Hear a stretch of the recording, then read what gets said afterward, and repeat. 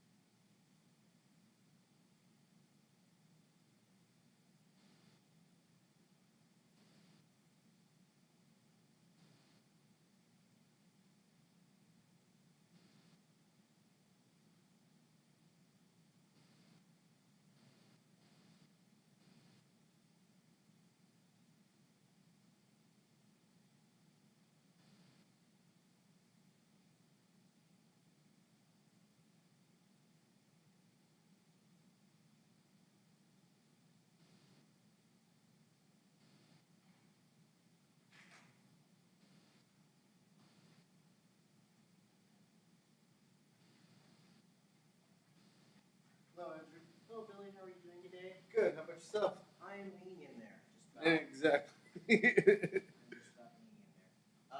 This month's meeting should not be anything like as long as last month. I'm expecting about an hour or so we should be out of here. Okay. I need to restart this computer. It's frozen on me. All right. And that's your presentation computer. I would like that, yes. Yeah, yeah.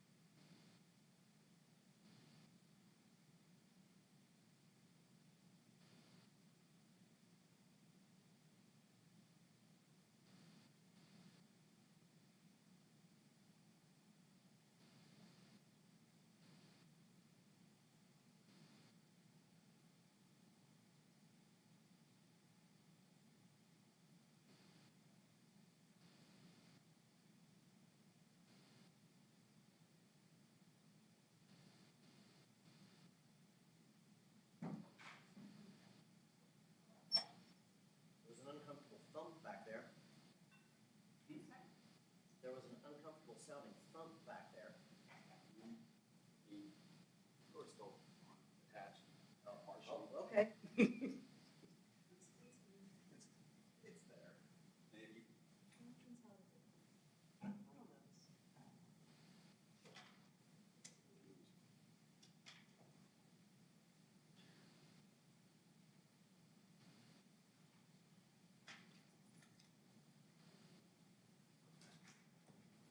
Yes, I probably would not suffer for having one.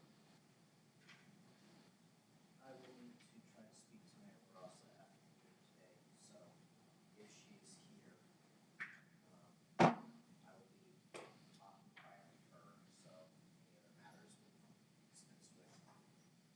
But you guys, well, just the chair, I think, is going to be the main thing that we get signatures done.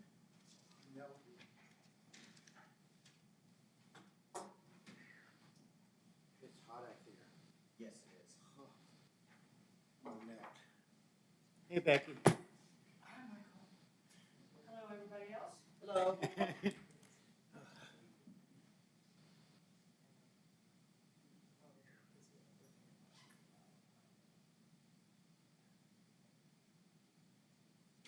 How do I turn this off? This microphone is live, and I don't want to be live.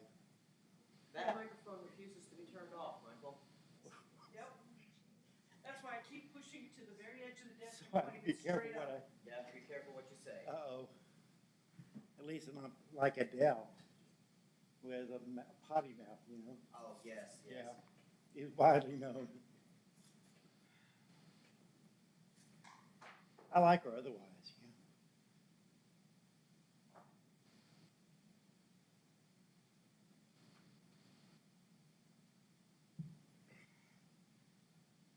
I'll put it way over here.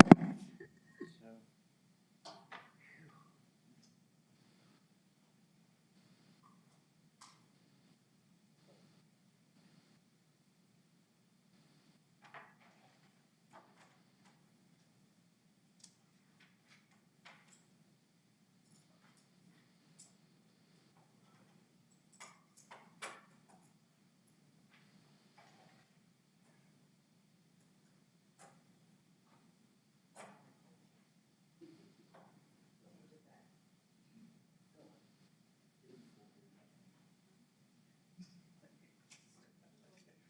Time for me to tell my favorite story again.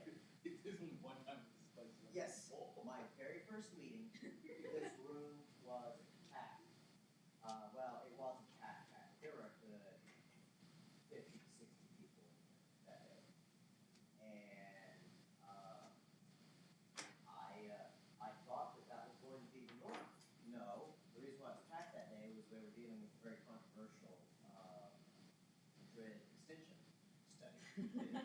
happened.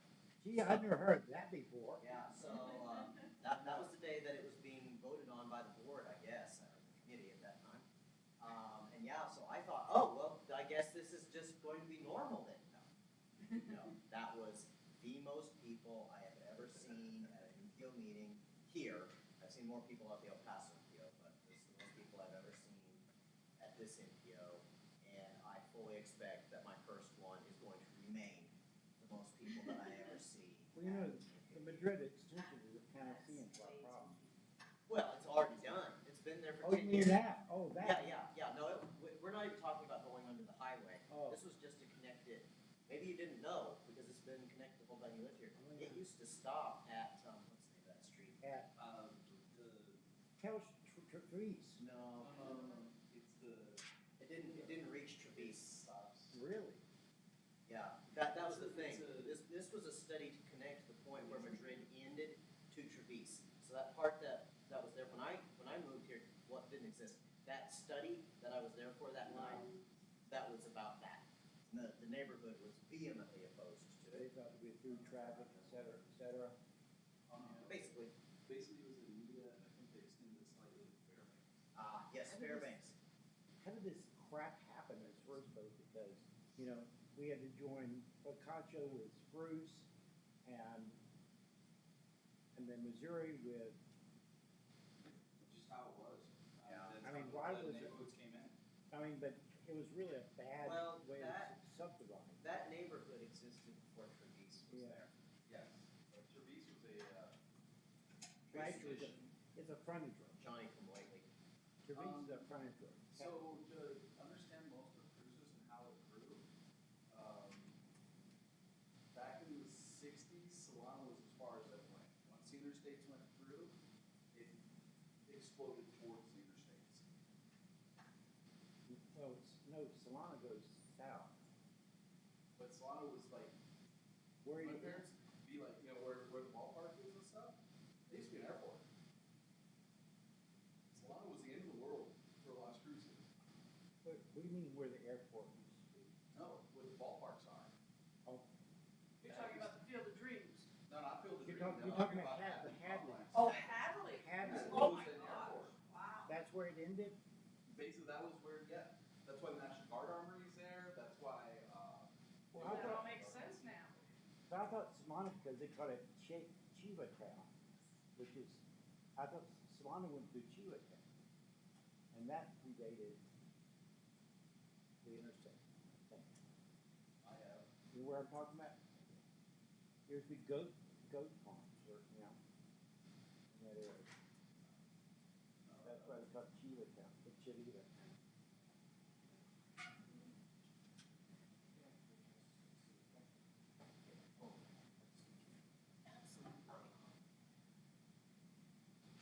I've done some initial research into the matters that were discussed yesterday. Hi, Trent. How are you doing? Hello, Trent, how are you?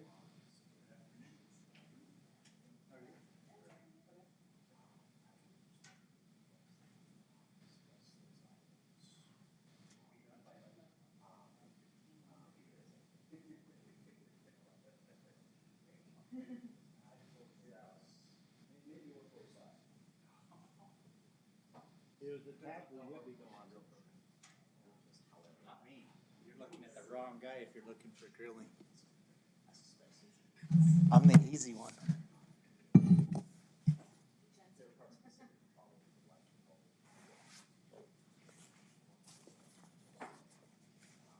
It was attacked with Whitby going on in 1 hour.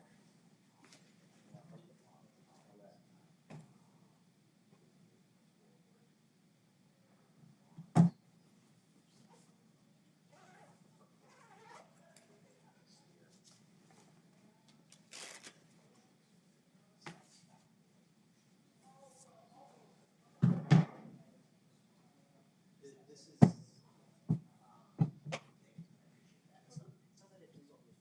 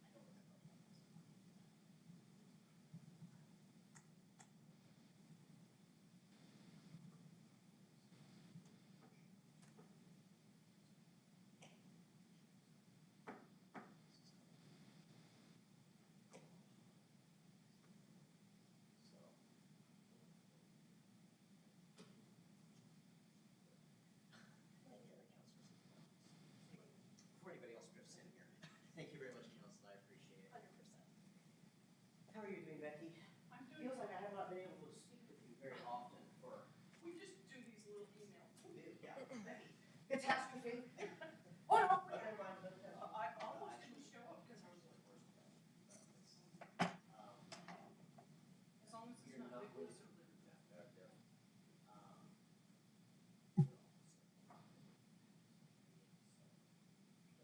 No worries. We're still potentially on. Honestly, I can only pay the city trying to tell them what the easy way is to fix this problem. You and the wall, huh? Months and other people in the city are trying to part of the problem is the person in charge of the person in charge. What I am suggesting is a very significant change. I'm not trying to minimize that, but it is by far and away a change.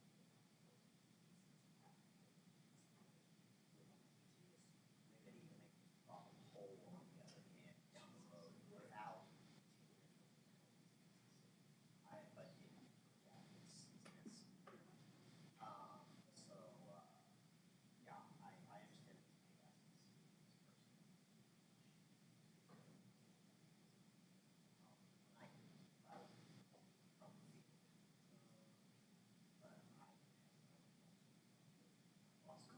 it's a big ask. Whatever you have to do, Tim. Find some canned poetry on this decision so that would sort of just accidentally lump it in productive points for So I have been doing my level best. I told the state this morning, I was like, I have reached the ends for them. I know no more why. But in a way, the good news is that deadlines.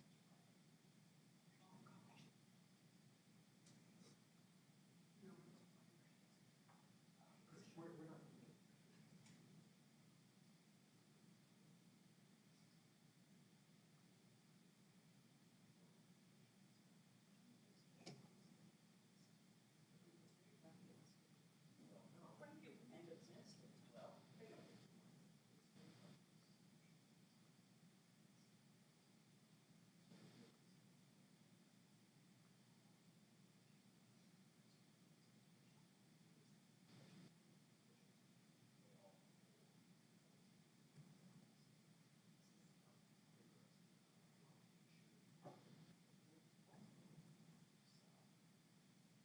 Well, but there's only so much that I can do. Even if what I do.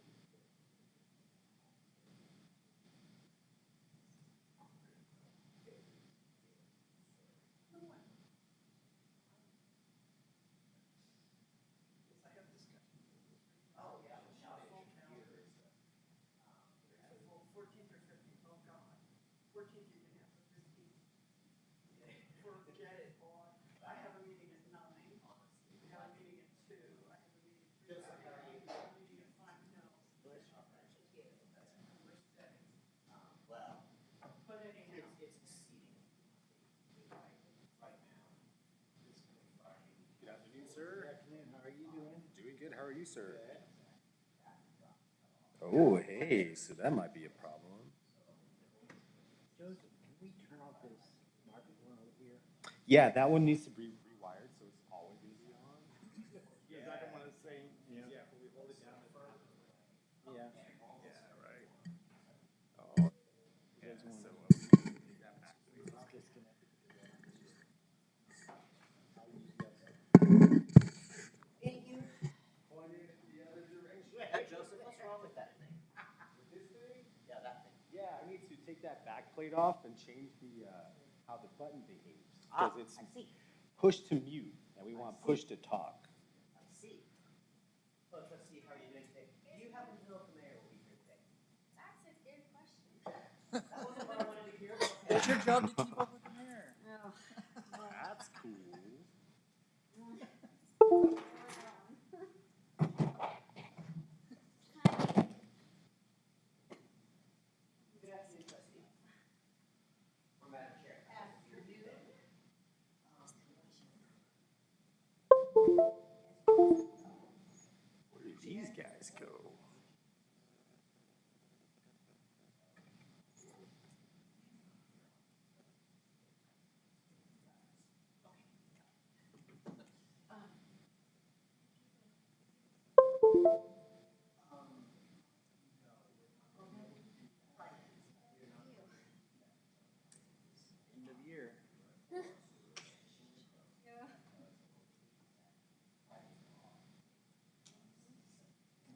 it's either really smooth or it falls apart. Yeah. It hasn't been too bad. Good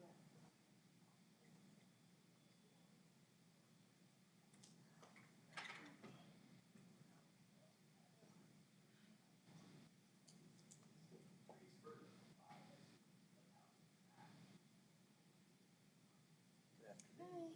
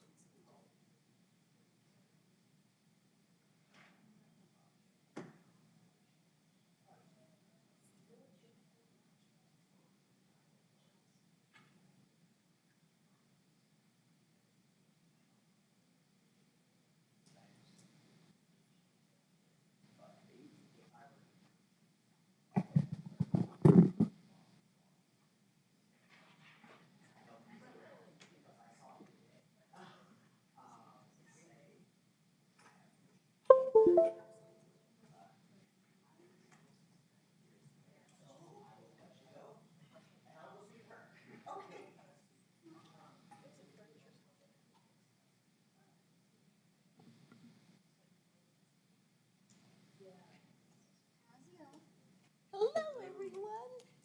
Hello. Hello, hello. How are you? Fabulous. How are you guys? It is Wednesday. And my schedule has cleared up a whole lot, so I am fabulous. I know, and, yeah. I know. I'm not ready for the heat.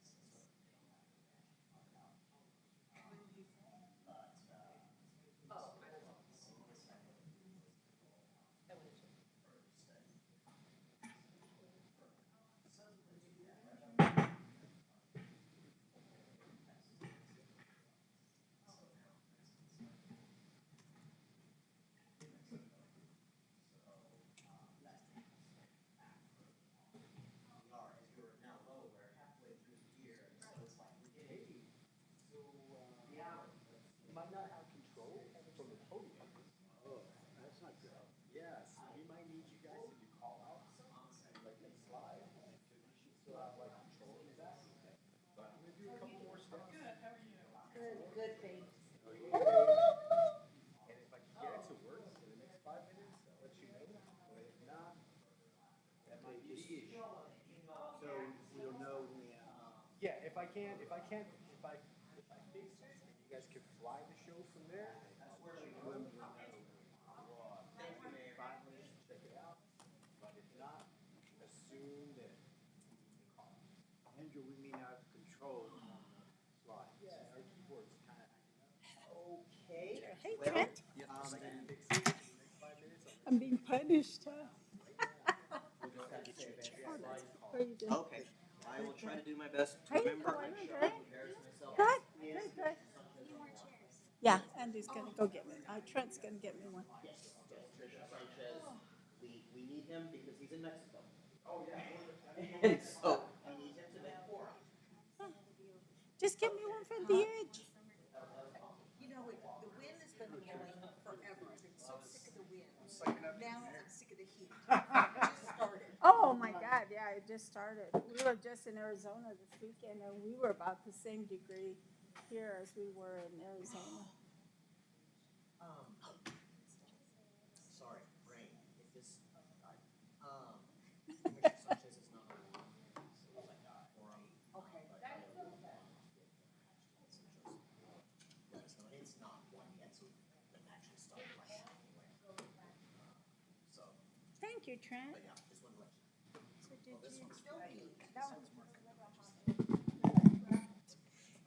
you get past graduation? Yeah. Yeah. My wife found last minute trip to Hawaii, so I leave for Hawaii for my daughter's graduation party in 10 days. Oh my God, that is so awesome. Oh my God. I love Hawaii. We've never been, so it's gonna be, she wanted to go to Germany to go look at castles and stuff, but It's scary to go overseas in that direction anyway, right now. and they go back to school. Well, my wife and the other two go back to school. Yeah, July. Well, my July wife has to leave 20th. on July 6th. Oh my God. she's a Where did, teacher. where at? Sierra. Really? Oh my God. Yeah, so Oh my gosh. we're trying to squeeze a quick trip in for my daughter. Oh my God, that is so awesome. I think you're the third person I've heard that's gone to Hawaii, that's going, or two have gone, and you're the third one that's doing that. I'm excited. I don't blame you. I love Hawaii. We've been there. And it's so beautiful. Mayor, Hi, mayor, or commissioner. She's, I think, the road commissioner. MC. today. Oh, am I? Yeah, MC, I like that. But is it commissioner or mayor? You're commissioner, because Anthony's not, I'm the MPO. How you been? You're hanging out with the fun today. Oh, with the what?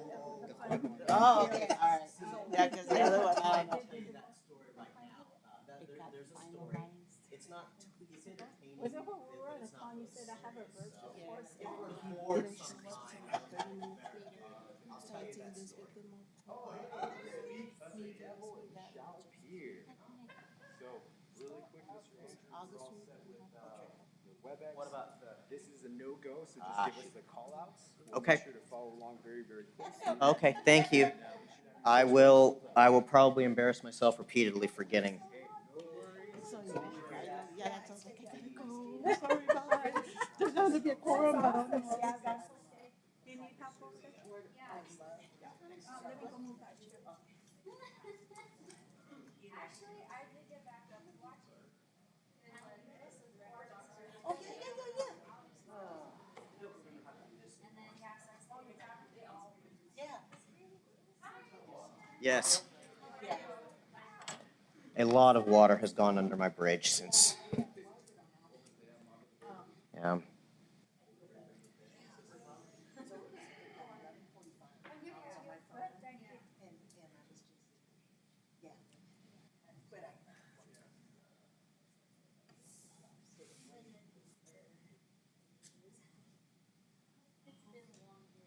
Yeah, that's my excuse every day.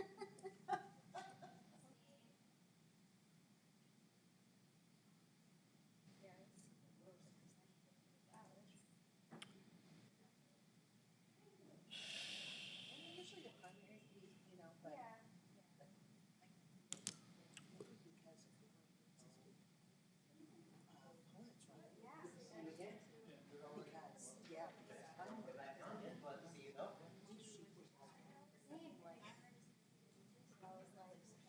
Okay. So, he wanted to lean, and I was like, oh, maybe I should throw myself in there. I was thinking the same thing. I was thinking the same thing. Oh, yeah, that's kind of important. When it said right. Yeah.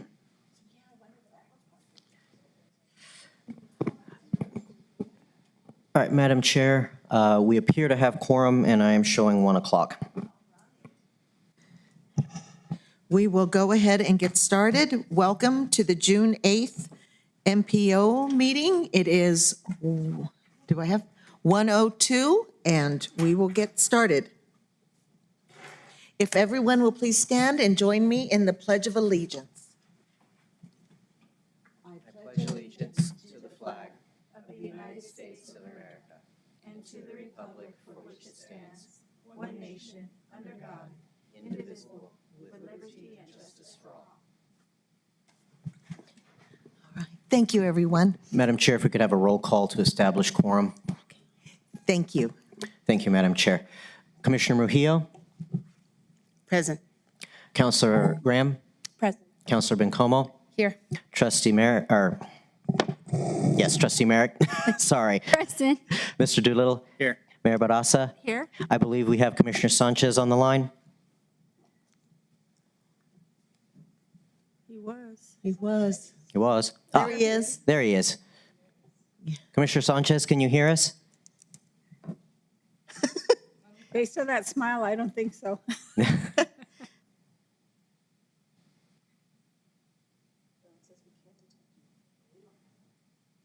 Oh, No They're microphone found. communicating. well, we'll count him present anyway. I can see him. Madam Chair. Yes, present. Thank you, Andrew. Does anyone have a conflict of interest with any of the items on the agenda? None, Graham. No? All right. Thank you, everyone. And do we have any public comment? Okay. Seeing none, we're moving along here. May I get a motion for approval of the agenda, please? Madam Chair, Mayor Yes. Barraza makes a motion for approval of the agenda. Thank you. Second, Graham. Thank you. We have, okay. And may I get a motion of, oh, we need to do a vote. See what happens when you don't do this often? I know. Yes, Madam Chair. Andrew, can we have a vote, please? Yes, Madam Chair. Commissioner Mujillo? Yes. Counselor Graham? Yes. Counselor Bencomo? Yes. Trustee Merrick? Yes. Mr. Doolittle? Yes. Madam Mayor? Yes. Madam Chair? Yes. Madam Chair, the motion passes. Thank you, Andrew. And may I get a motion for approval of the minutes, please? Madam Chair, Mayor Barraza makes a motion for approval of the minutes of May 11th, 2022. Second, Bencomo. Okay. Thank you both. Andrew? Yes, Madam Chair. Commissioner Mujillo? I abstain. Counselor Graham? Yes. Counselor Bencomo? Yes. Trustee Merrick? Yes. Mr. Doolittle? Yes. Madam Mayor? Yes. Madam Chair? Yes. And I forgot to call on Commissioner Sanchez if he can hear us last time. So Commissioner Sanchez, can you hear us? A second ago, he said he couldn't hear or see us. Ah, all right then. Well, I may have an update from Mr. Loya.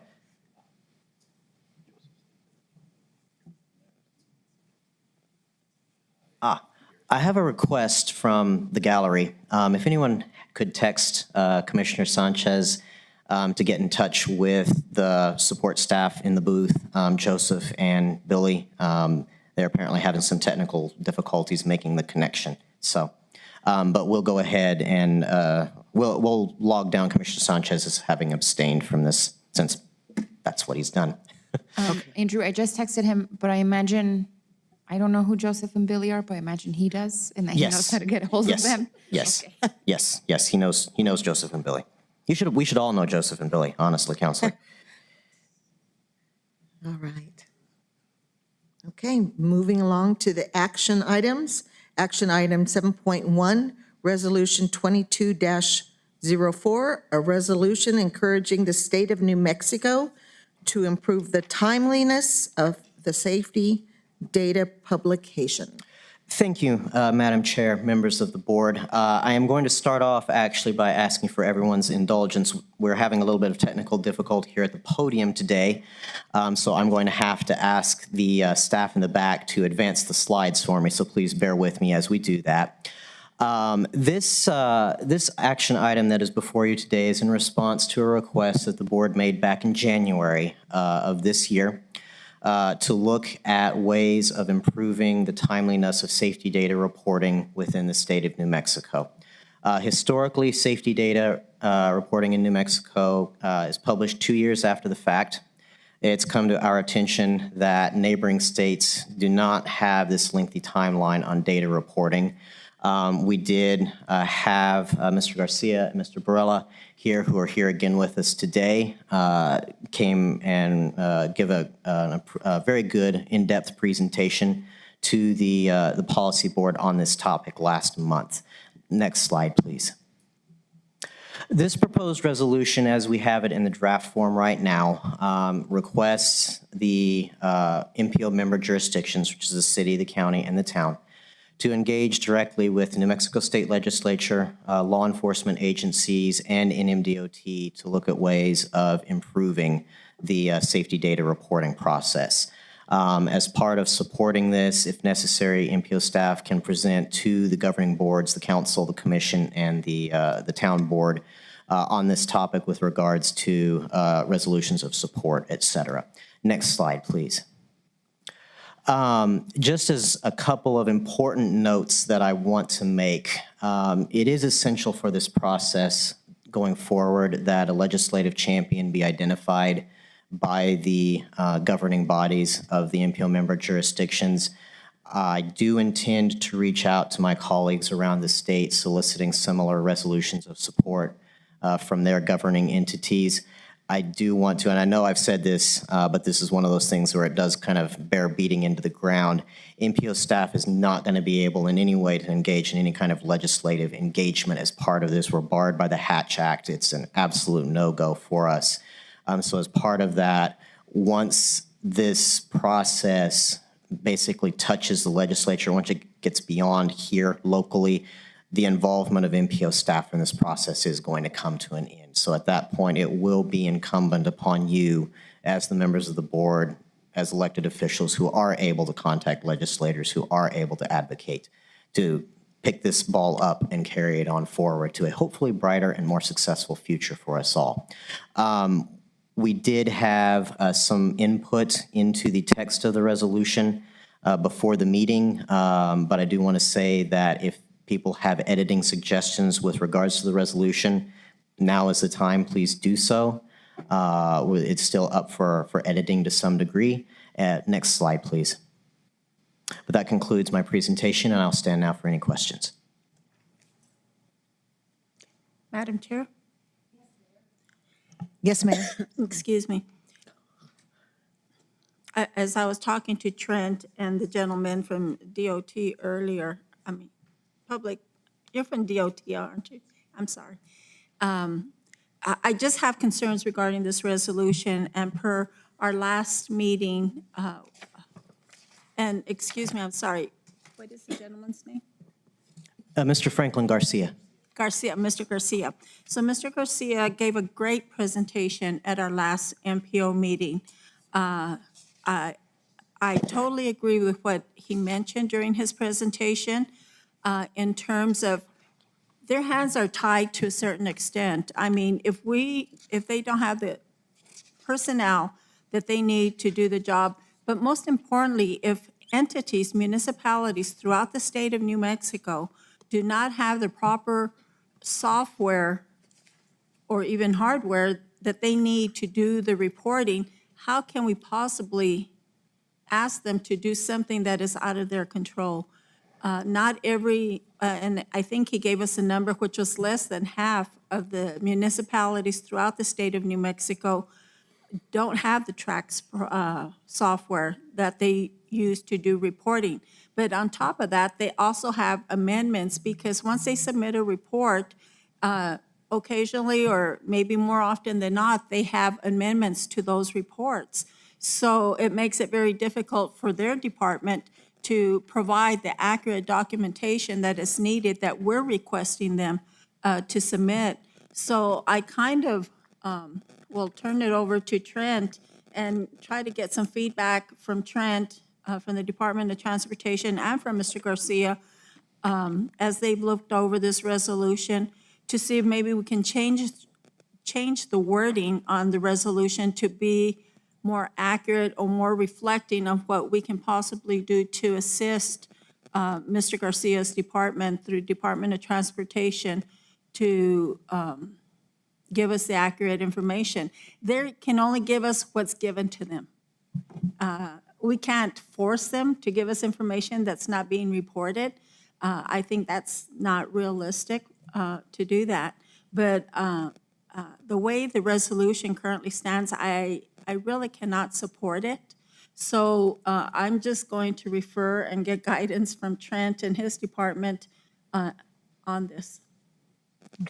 Thank you. Madam Mayor? Trent? Madam Chair, I guess it's my turn since the mayor put me on the spot. So before this resolution, the initial draft of the resolution came, I met with Commissioner Sanchez and Councilor Bencomo. Sorry. So Councilor Bencomo and Commissioner Sanchez and I met last week to kind of go over the original draft of this resolution. And some of the concerns that the mayor brought up, I also had initially. One, the original draft called out specifically the DOT. And as she mentioned, we only process what we've turned in, or what is turned in. So we had a couple of additions specifically that I would like to point out that I hope clarify some of the expectations of the three of us that met. On the first page, it basically says, whereas New Mexico law enforcement agencies are not all utilizing a consistent digital reporting system, we wanted to make sure that we called that concern out, recognizing that they are not. And then the last one, the other one that we modified is on the second page, the first that. We included the New Mexico State Legislature, law enforcement agencies, in addition to the NMDOT, because it's really going to take a partnership between all of those folks. Some of this is related to state statute, which we have no authority over. So, Andrew talked about a champion to pursue this effort, ultimately because it's going to take somebody interacting with our elected officials. And I think it's going to really start with the three municipalities that we have here and your local elected officials before it moves statewide. So at least from my perspective, Mayor, I think it addressed a lot of my biggest concerns, because initially I read the draft as it was calling DOT out. And all we do is compile the data and submit it. One of the things that was brought up during our discussion, and again, this is more for the three partners on this MPO, is what's it going to cost? And if we force our law enforcement agencies to use a software, how are you going to fund those things? So if you recall, Franklin's presentation talked about $1,200 per unit. It is just the cost of the software. That doesn't account for training, those kinds of things. I don't know, Commissioner Sanchez asked me how many units statewide would need the additional software. I don't know that. I would expect that you all, as representatives of your municipalities, would know that better than I. But part of the discussion was, through our elected officials, could we pursue grant money to implement the software and the training and those kinds of things? But again, that's going to be coordination through you all. The other question I had, and I don't know if this is something that Franklin can answer, but I don't know what authority we have or the state has over our tribal nations. But Franklin mentioned that we also collect the tribal nations' accident reports. And can we force them to move towards a consistent software? Because honestly, if everybody does it but the tribal nations don't, I think it would speed up the process, but it's not consistent statewide. And so I don't know what authority we have over the tribal nations. But from my perspective, Mayor, and I've mentioned this since this resolution first came up for discussion, I am going to abstain on the vote, regardless of what the policy board decides to do. But from my personal perspective, and if you all don't mind, I may call Franklin up to kind of give his perspective as the person who manages the program. But for mine, it addressed my concerns. I think it calls out law enforcement. It calls out our elected officials who are responsible for changing statute. And it kind of puts some pressure on the department to take the data and get it out as quickly as we can. I think at this point we're putting it out as fast as we can, given the data and the way it's being presented to us. I think we're doing the best that we can. But I think this resolution very generally addresses the questions and comments that I personally had as a representative of the DOT on the board. I have not had a chance to talk to Franklin about his perspective, but if the board is open when the opportunity arises, maybe he can share his perspective.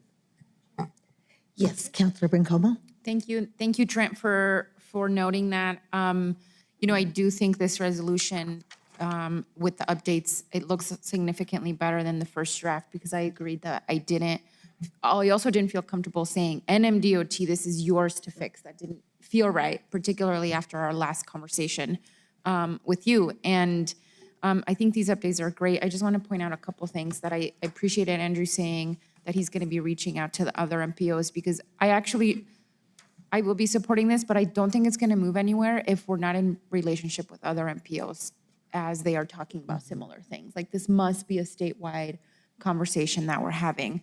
And so I'm excited to hear you say that, Andrew, and I hope that perhaps when we come back in August, that you have an update for us. That would be at least my request for you.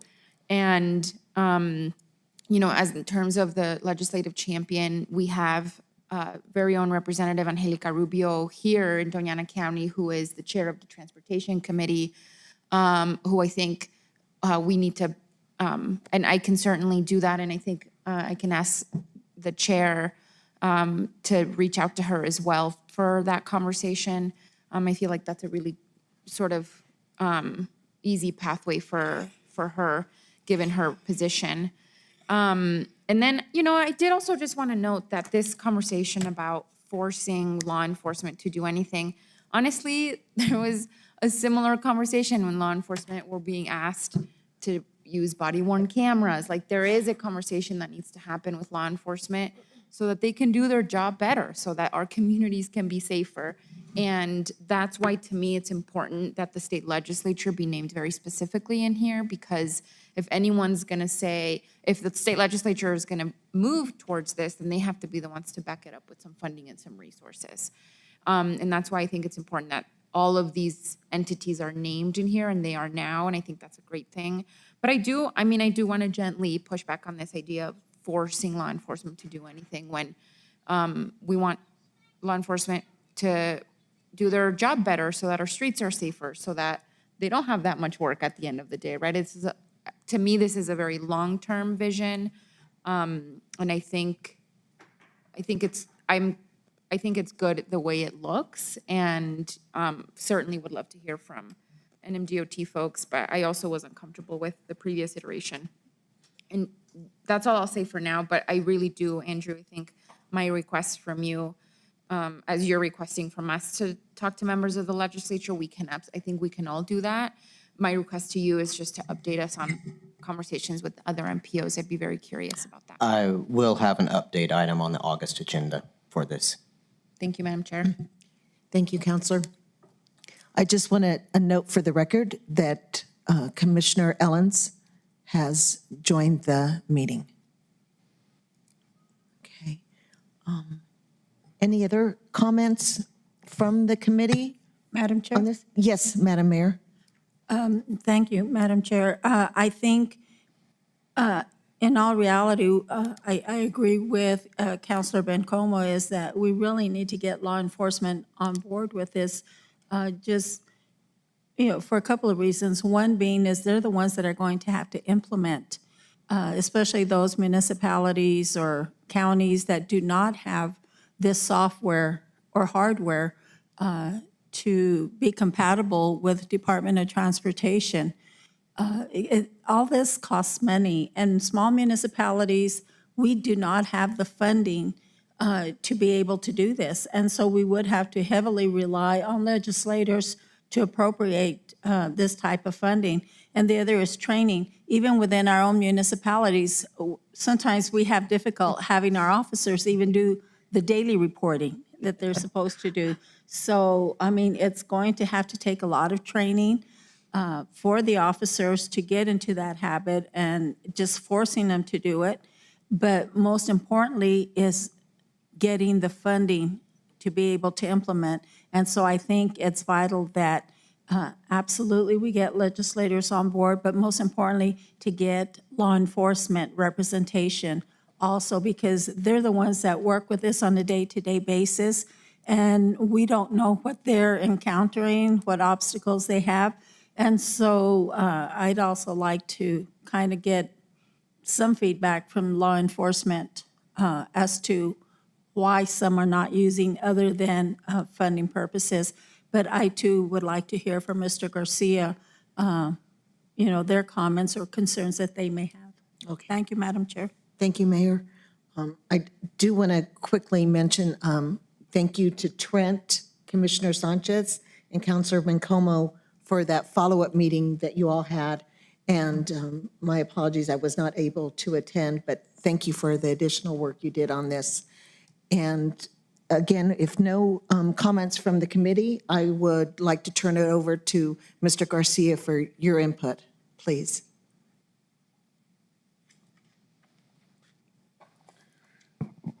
Good afternoon, Madam Chair and councilors. My name is Franklin Garcia. I'm the Modal Director of Department of Transportation. Our Modal Division oversees aviation, transit and rail, our traffic records area, and our ports of entry. The traffic records area is the area that houses our traffic safety division houses our traffic records area. I want to, first of all, I want to thank everyone for their input and for the opportunity to have to present last meeting and to be here and present this meeting. One thing I want to let everyone know is in no means are we opposed to any improvements in any of our programs, any of our areas, and especially in our traffic safety area. We're not here to say we're doing everything correctly. We're doing everything 100% right. There are areas for improvement in a lot of our programs, and obviously we would like to see the data to be presented and available on a more timely basis, and we want to work through those obstacles. So we appreciate the dialogue. I appreciate the opportunities. Appreciate everyone on the council and Andrew and the staff that worked on the language. So it wasn't necessarily saying DOT needs to fix it. So I appreciate that opportunity to say, we're doing the best with what we can. If we could find more resources, we could find more, collaborations, we want to do that. We want to get that discussion going. One thing I'd like to mention is there was discussion about possibly asking other MPOs to draft similar resolutions. What I would request is that we have an opportunity to hear if other MPOs are having similar issues. And so if we can identify if they're having similar issues, then we can try to streamline, try to help and fix and maybe address the things, because we haven't had any other opportunity to speak to an MPO about these data delays. And we call them delays if it's 2 years. But I tried to explain last time, the reasons for the delays are identified. If there's opportunities for us to meet with a larger pool of MPOs and we could hear what the problems are, and then we could say, well, here's some workarounds, here's some other areas we could do. We can get you more timely fatal information.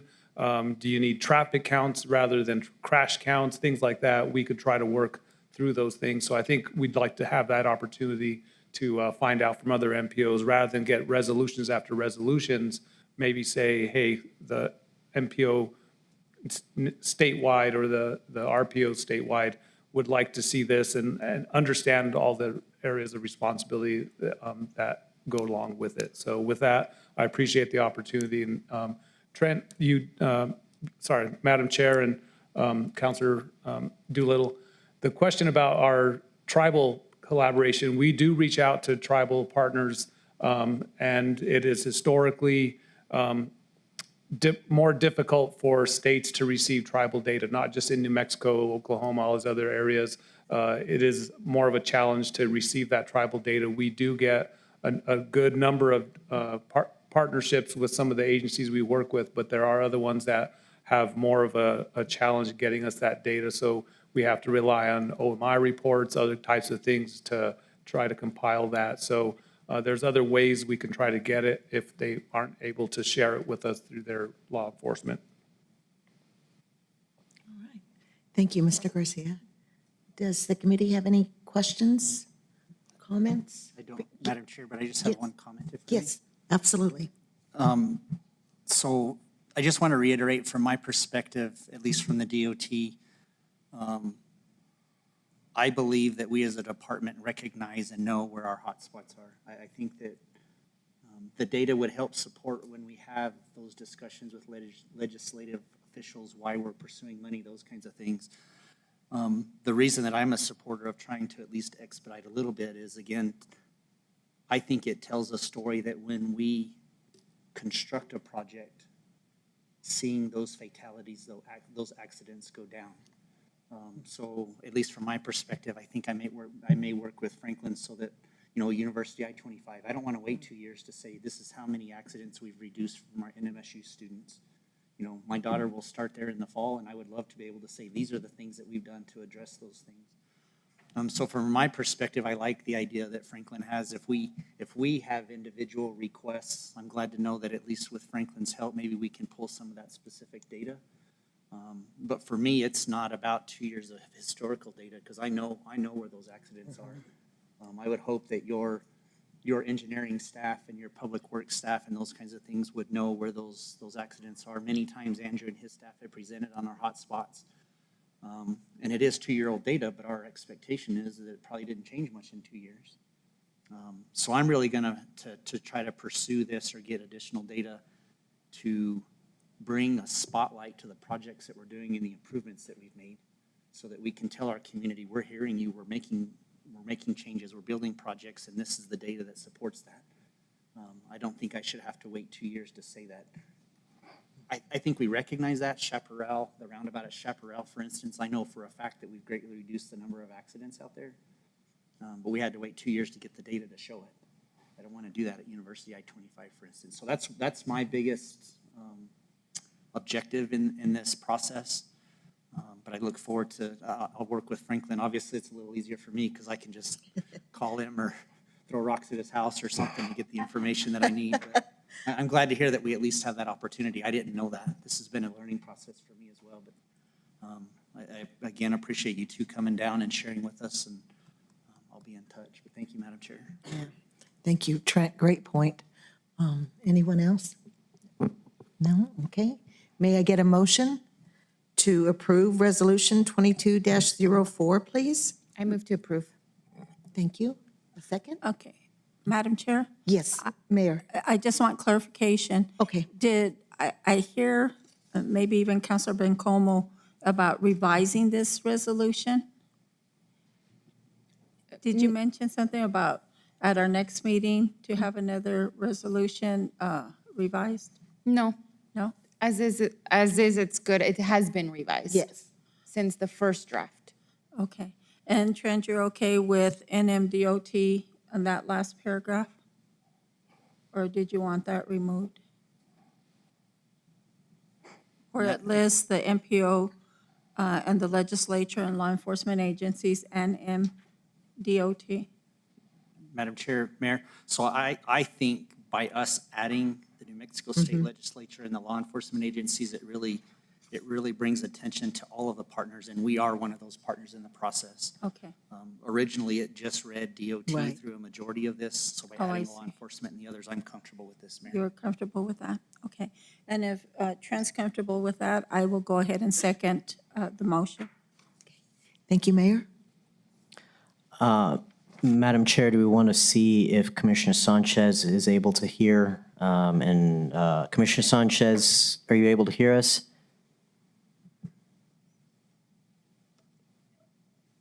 I'm kind of inferring no. All right, very good, Madam Chair. I just wanted to make sure that No. due process was being observed and giving everyone an opportunity.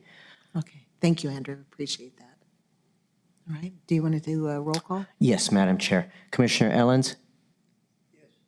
Yes. Commissioner Mujillo? Yes. Counselor Graham? Yes. Counselor Bencomo? Yes. Trustee Merritt? Yes. Mr. Doolittle? Madam Chair, as I discussed earlier, I'm going to abstain on this vote. Thank you. Madam Mayor? Yes. Madam Chair? Yes. Madam Chair, the motion passes. Madam Chair, if I could, before we move on to the next item, I do have a related update about something that staff is working on. In response to Mr. Garcia's presentation last month regarding outreach by MPOs to our local law enforcement agencies, we are looking at ways to do that, basically.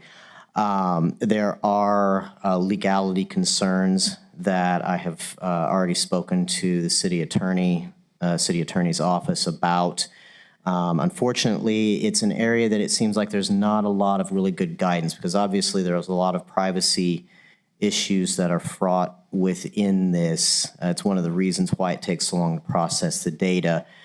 If MPO staff is to have access to this from the police department, the sheriff's office, and the marshal's office, we want to ensure that we are doing so legally and in compliance with any relevant laws. So it is going to be a bit of a process, but we are intending on following through however long it takes to see.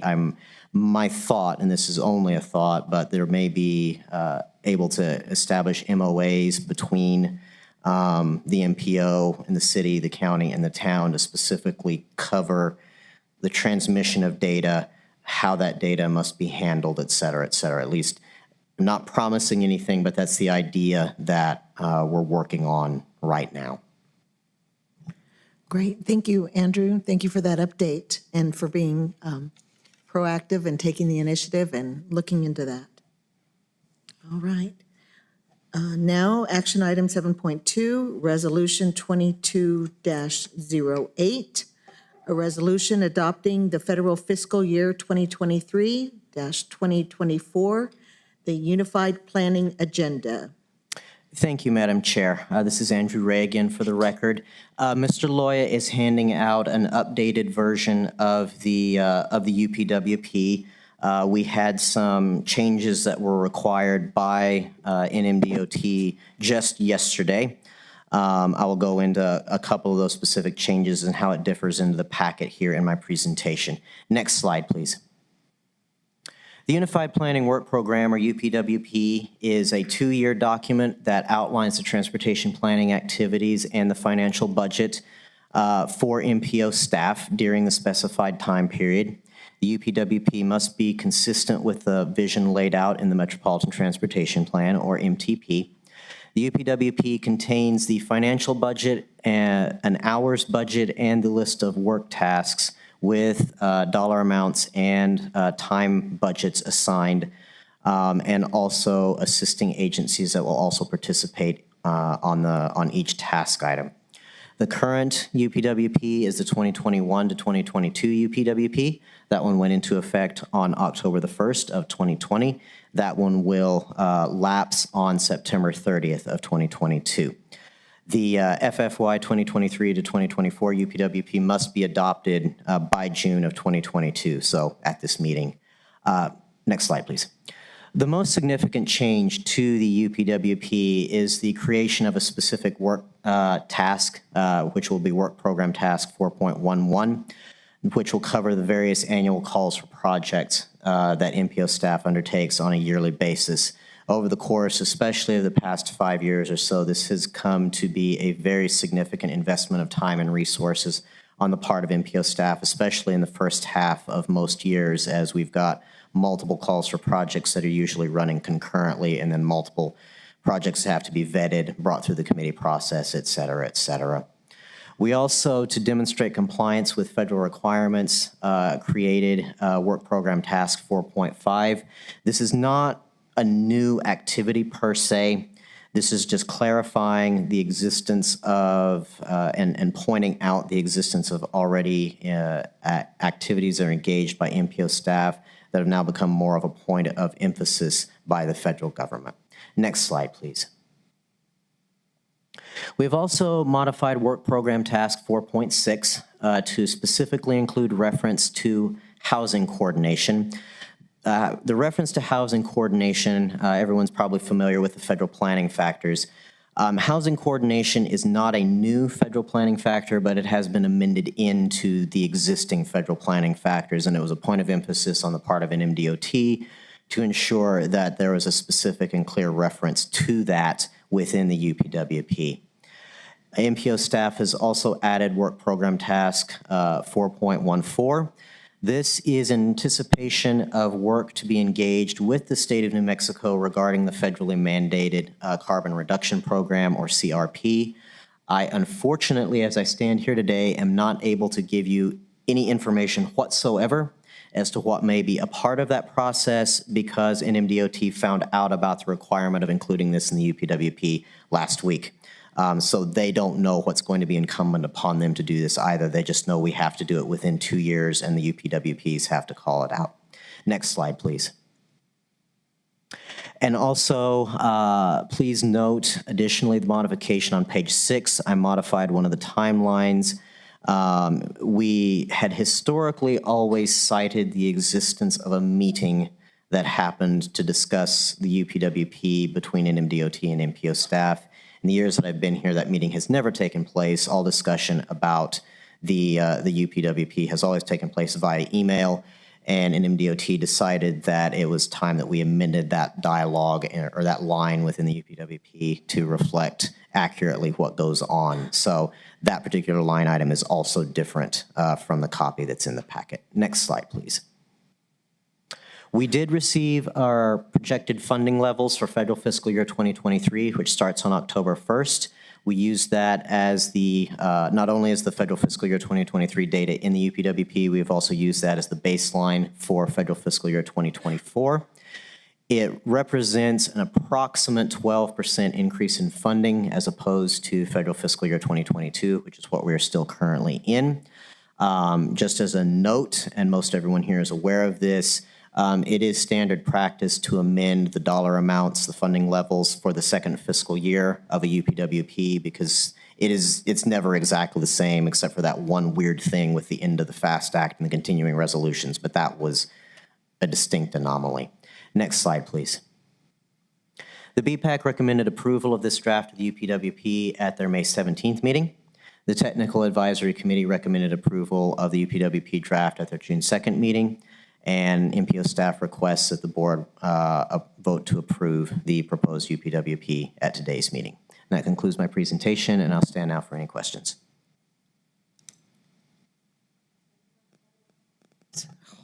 Does anyone have any questions for Andrew regarding this resolution?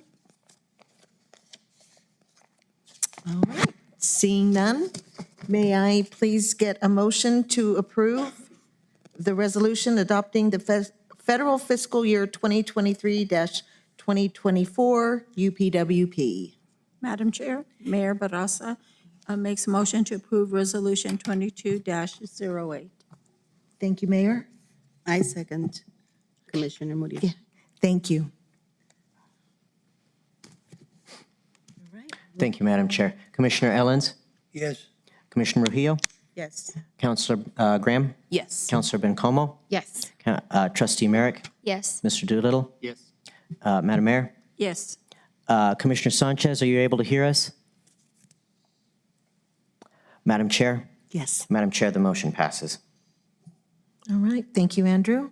Moving on to now discussion items, 8.1, traffic count 101 presentation. Madam Chair, I'm very pleased to announce for the first time for this committee, Ms. Katerina Provengi. All right. Okay.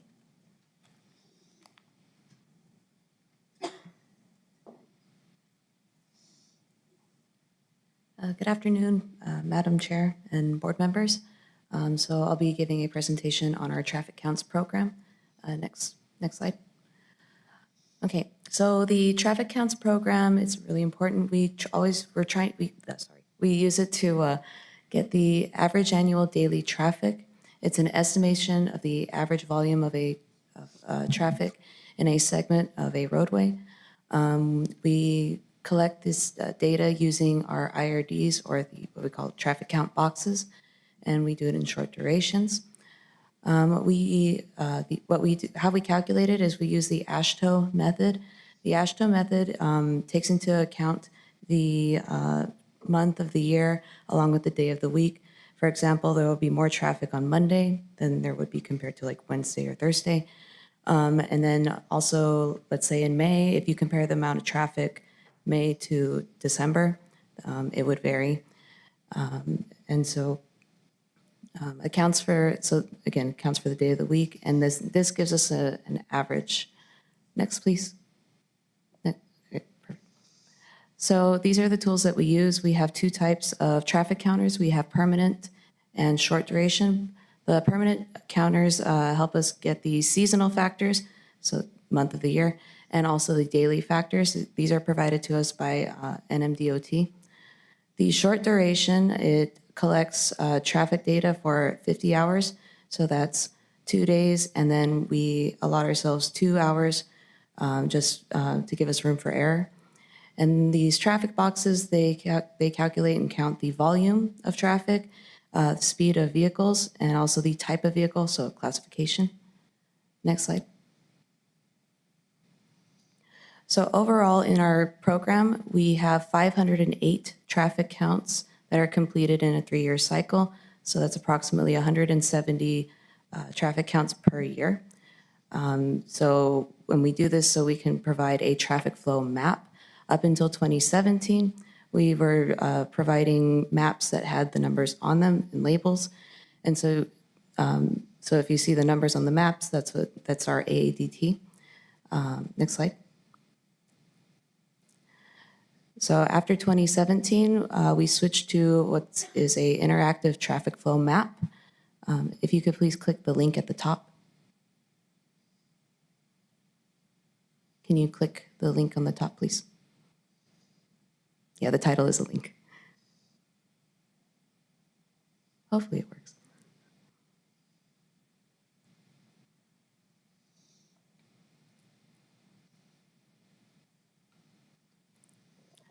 Okay, so this is our interactive traffic flow map. This is on our website. Can you please click on any of the lines? Any of the lines? Yes. So we have a list of all the years we've collected data from, let's say, that particular segment. And so these are the AADTs in the past years and then current ones as well. Click on another one, please. Any other line? Yeah. So basically it gives you a history of the traffic flow in that area. Next slide, please.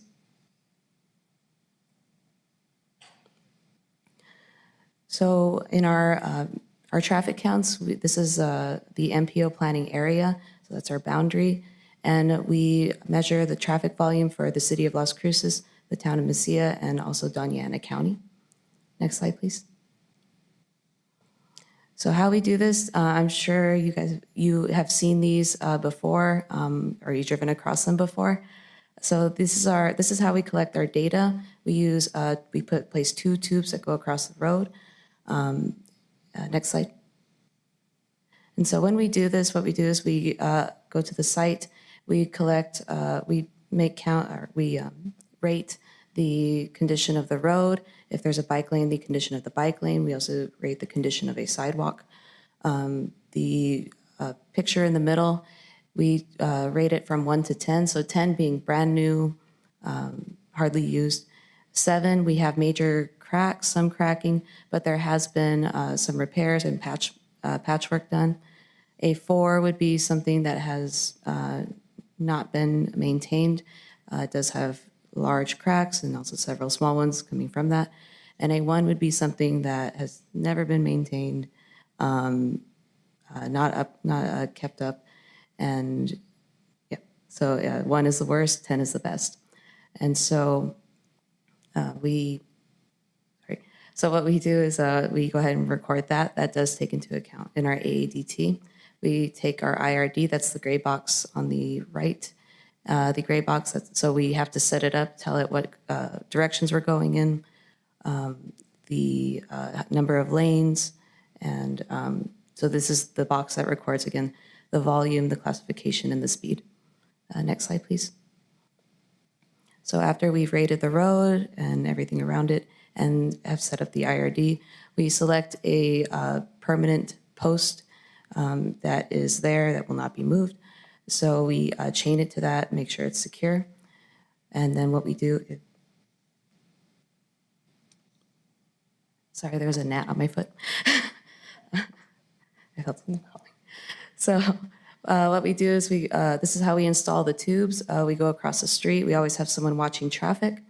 And we drill a hole, nail it in. And we always have someone watching traffic. We do make sure that they are at least 10 feet apart.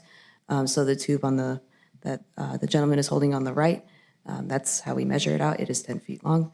Next slide, please. And so the picture in the center, that's the opposite side of the street where we secure the tube.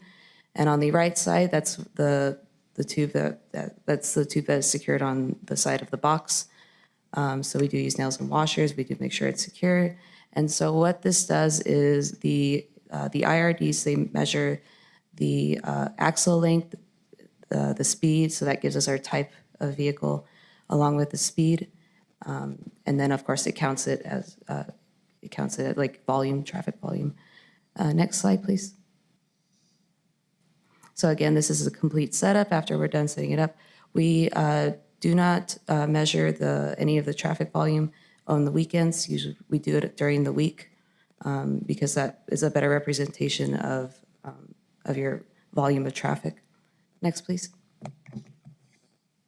So when we retrieve the IRDs, We load the data into our computers, and this is the raw data. This is what we send to the engineers from NMDOT. So this is an example of the classification, data. At the top, you have different numbers, 1, 2, 3, so on. And so that represents the type of vehicles. Next slide, please. So what we do with the raw data is we go ahead and process it, and this is how we calculate our AADTs. We have channel 1 and channel 2 traffic. Channel 1 would be one direction, channel 2 would be a second direction. We have the seasonal factor, again, the month of the year. We have the daily factor, what day it is in the year. The AADT factor, that takes into account the amount of traffic going in opposite directions. And then we have the AADT. We also look at, again, truck traffic. This lets us know basically the amount of trucks. So anywhere in the 1 to 3 section. And then on the right, so I said we have to rate the sidewalk and the bike lanes. I know it says good and good, but now we use numbers to take that into account. Next, please. So this is the volume. Again, we get this from the classification data, the process data. This is how we, this is giving us our representation of peak volume in a 24-hour period. And as you can see, we have, you can kind of distinguish like rush hour in the morning, rush hour in the evening, different large volumes of traffic around lunchtime. Next, please. So for the speed, this is what the process speed looks like. We also note the speed limit of the road, and this tells us how many people, how much of the volume is speeding or going 5 miles per hour and over the speed limit, or 10 miles an hour over the speed limit. Next, please. And so with the data, we use this for, again, our traffic flow map. We also use it for model calibration, comparing volume of traffic of different roads, or even on the same road. We do have several roads that start very small and then grow. So they start as a local road or a collector and then eventually become an arterial or vice versa. We also use this for the FHWA reporting, safety performance measures, and freight monitoring, so again, the truck traffic. And next. Oh, that's it.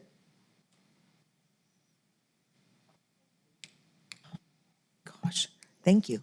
I have a quick question before I turn it over to my fellow committee members.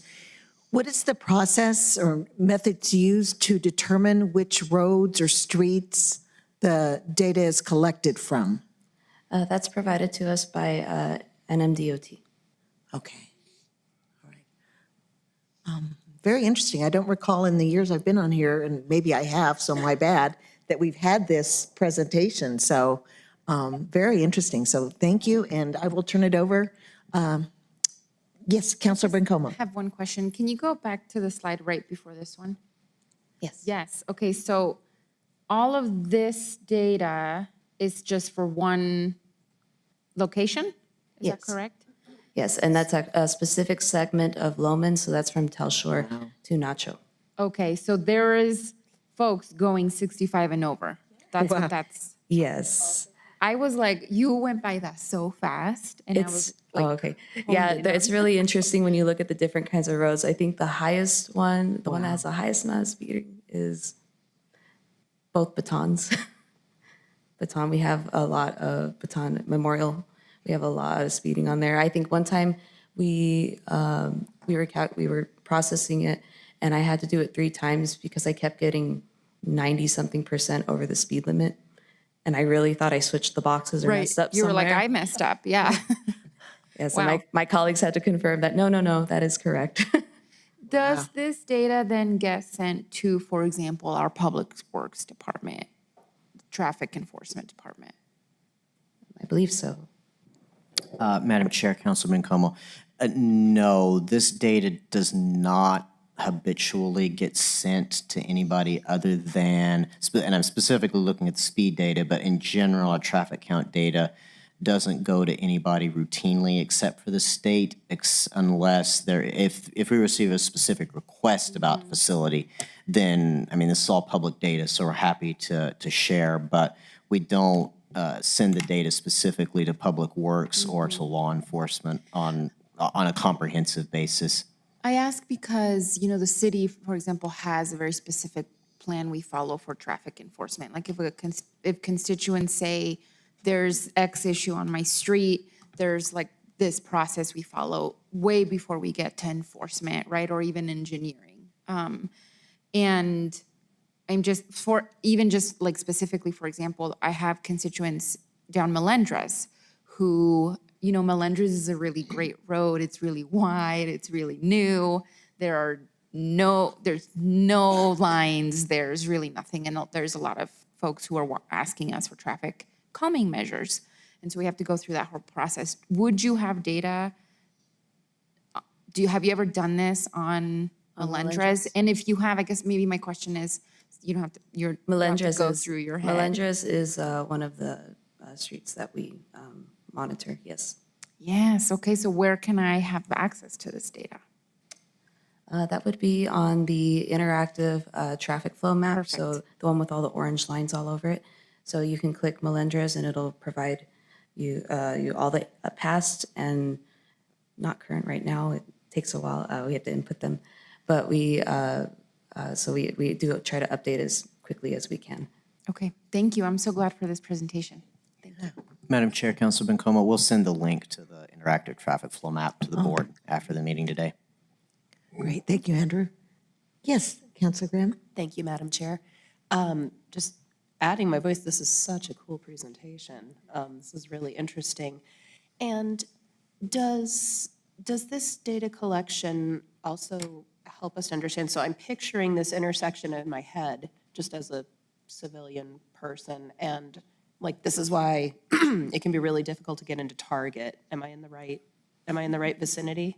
Am I picturing the correct little section? Yes, that is the section. Jack in the Box is right there. Yes. So does this, when I picture this section, I'm not thinking about speeding as much as I'm just thinking about the congestion. Does this also feed into that sort of situation?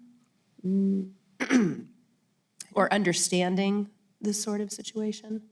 I don't, hold on one second. Mr. Loya can answer that. Madam Chair, Councilor Graham. So it does help to look at that because in the data, you will be able to see actual distinct slowdowns. Okay. When the traffic gets backed up.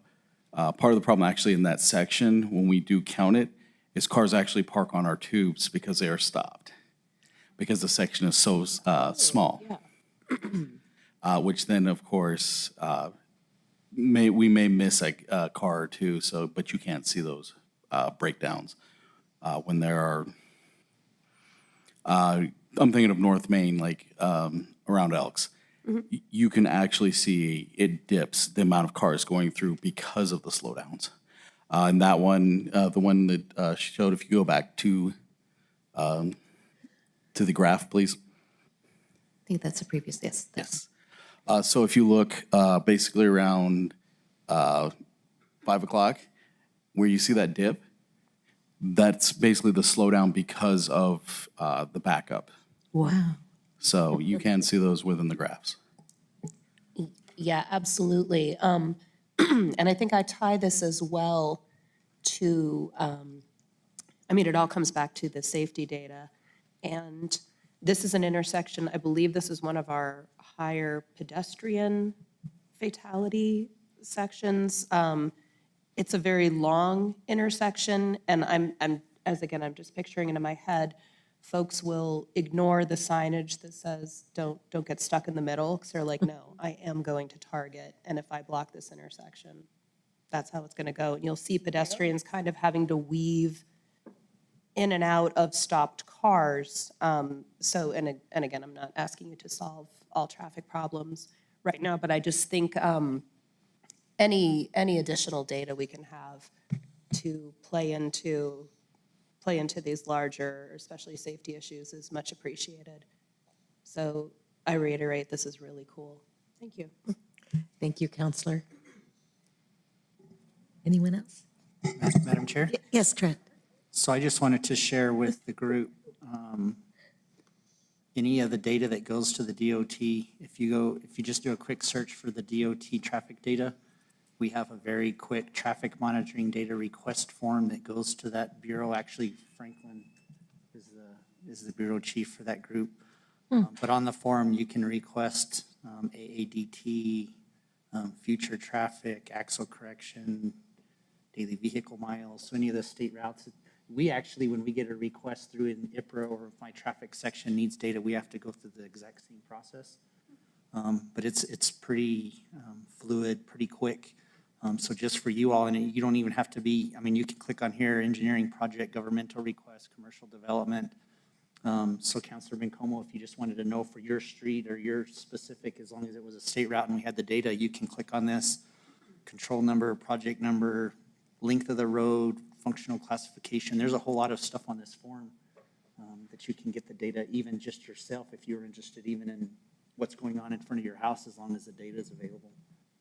So just for your reference, the DOT website has access to some of that information as well.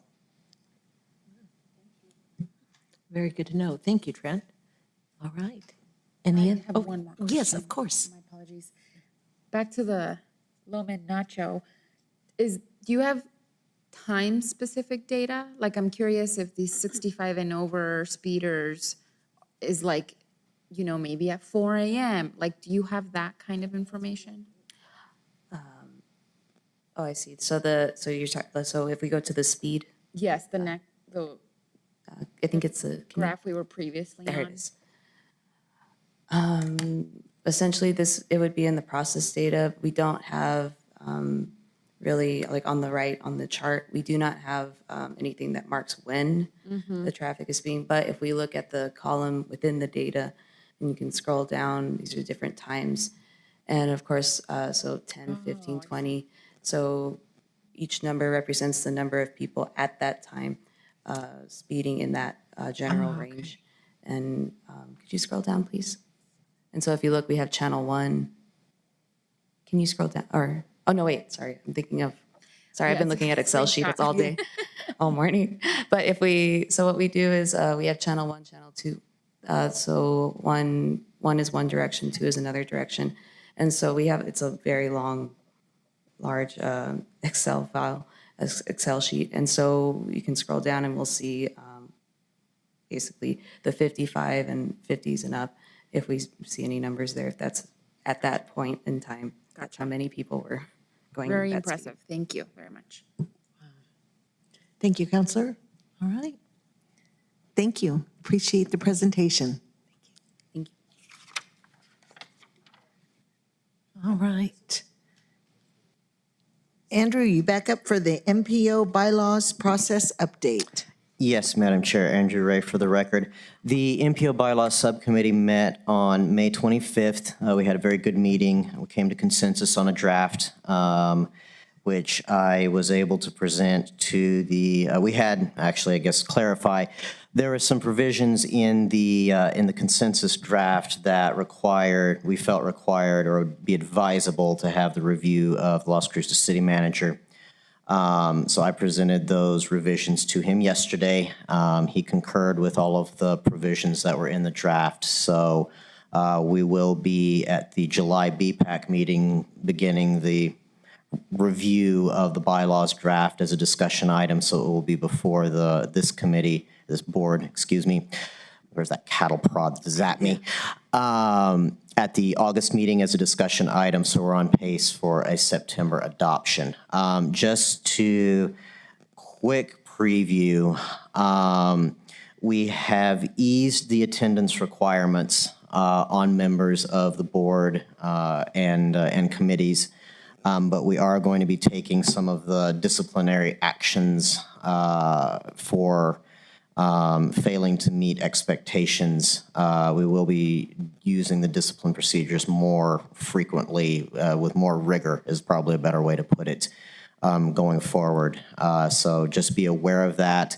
I will also say that the ultimate cardinal sin is a violation of the Open Meetings Act. I don't anticipate that we're going to have any problems with this particular group, but as the board is aware, we did have some problems on that front with one of the advisory committees just last year, which is the reason why the city of Las Cruces is now looking at that far more seriously than it had historically. So, but stay tuned. We will be providing comprehensive rundown of the contents of the bylaws in the coming months. So that concludes my presentation.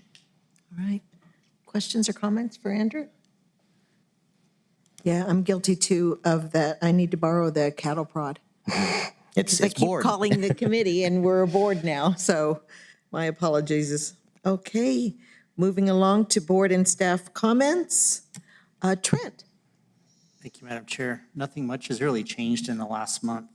Honestly, we continue to work with the project at 404 and I-10, our paving project north of town, on I-25 out by Radium Springs. But outside of that, it's really pretty quiet within the MPO. The department itself is doing end of year inventory and budget and those kinds of things. But outside of that, Madam Chair, I don't really have many updates, but I'll stand for any questions that you all have. Questions? Okay. Seeing none. All right, thank you. All right, board members, any comments? Yes, Counselor. Thank you, Madam Chair. Actually, in regard to discussion item 8.2, I just wanted to extend my thanks to Andrew for convening the bylaws update. He fit into 2.5 hours an incredible amount of information, discussion, and lots of fun. Oh, thank you. It was a great time. We could have been there for at least another hour, but. And also to, unfortunately not present, because why would she be, BPAC member Ashley Curry for hosting us. But it was a really good time. I say that as a tech editing nerd, but yeah, thank you so much, Andrew, for that process. Well, thank you to the members of the subcommittee we actually had, everybody was there. So I was quite pleased with that. So thank you to the subcommittee members who were able to participate. All right. Anyone else? Yes. And I just want to extend a thank you to those members as well on the board who have helped with this project. So thank you so much. Okay. And it looks like it's your turn again, Andrew. MPO. Other than the stuff that has been discussed already at today's meeting, MPO staff doesn't have anything to update the board on at today's meeting. Well, okay. Public comment? Seeing none? All right, everyone. Thank you for your attendance and participation in today's meeting. We are adjourned at 2:06 p.m. Thank you. Go out and have a great rest of the day. Oh, and thank you, Joseph, so much for everything. And who? Oh, Billy. Yes, and Billy too.